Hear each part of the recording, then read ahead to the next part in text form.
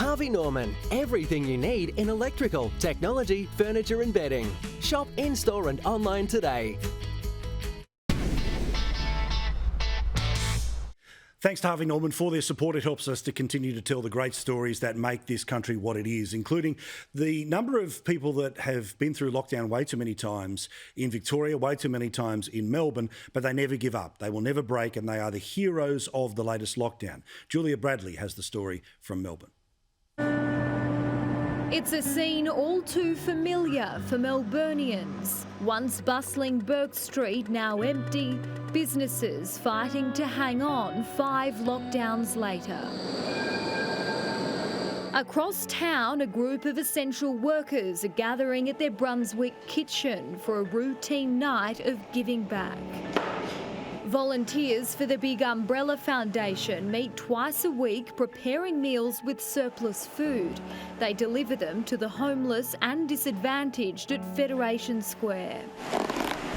Over the last 10 years, we've worked with over 35,000 volunteers coming in from week to week, so quite a big operation. Every week we get a delivery from Oz Harvest or Second Bite.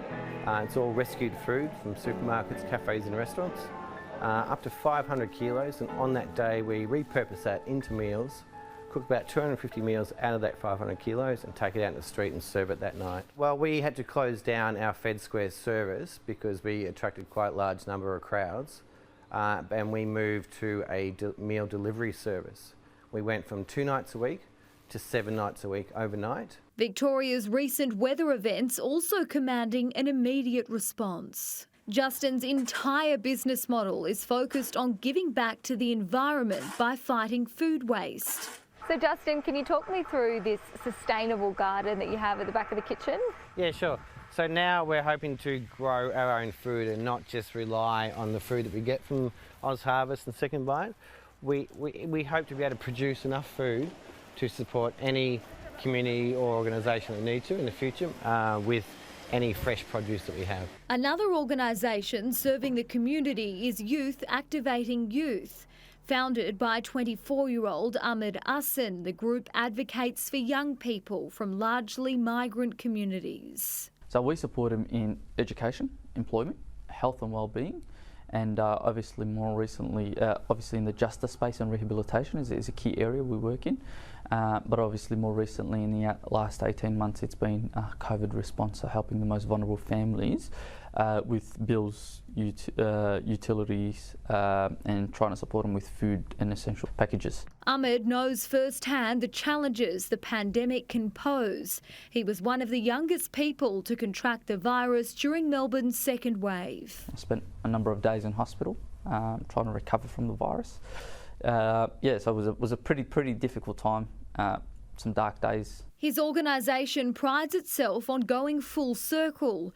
Tony Franco was once ready to give up when he couldn't find work. I would have probably headed down like a different path if it wasn't for him, so that's why I'm very grateful for him. Now he's a senior volunteer and studying a diploma in youth work. Before the pandemic, 1 in 5 people in Greater Melbourne experienced food insecurity. That's now 1 in 3. Lockdowns have made it harder for people to escape family violence and maintain steady employment. And with no end in sight, uncertain times lay ahead. But thankfully, in Australia, when you get knocked down, there's always someone there to pick you back up.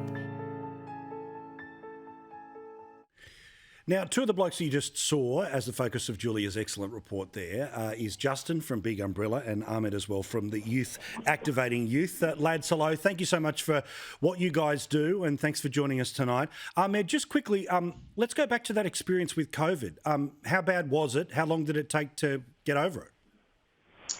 Thank you, Paul, for having me on your show today. Look, it took me about 5 days. I spent 5 days in hospital and it was pretty difficult because I had an underlying condition which was type 1 diabetes, and I'm very glad that I've recovered. I was one of the lucky ones. And Justin, the idea now that, like many businesses, you've had to turn to a different way of doing what you do, the idea of delivery, how many different locations would you hit in any one night of the 7 nights you have to help out? G'day, Paul. We service 10 of the crisis accommodation hotels in the CBD, and it was 7 nights a week. And during the emergency relief, we hit 4 locations in 10 days. So, yeah, it was quite busy. Well, lads, I want to help you out, and Harvey Norman want to help you out as well. So I'm pleased to say that tonight, on the behalf of Harvey Norman, I'm going to pass on the news that both of you have got $2,000 that you can spend in store, whatever you guys want for both of what you do. $2,000 from Harvey Norman. You can buy whatever you want in the store. Good on you guys. Fantastic. Thank you so much. Thanks, Paul. Great news. Thanks, Paul. Good stuff. Keep up the amazing work, and thank you so much to Harvey Norman. As I say, $2,000 they can spend in store on whatever the heck they like for their efforts.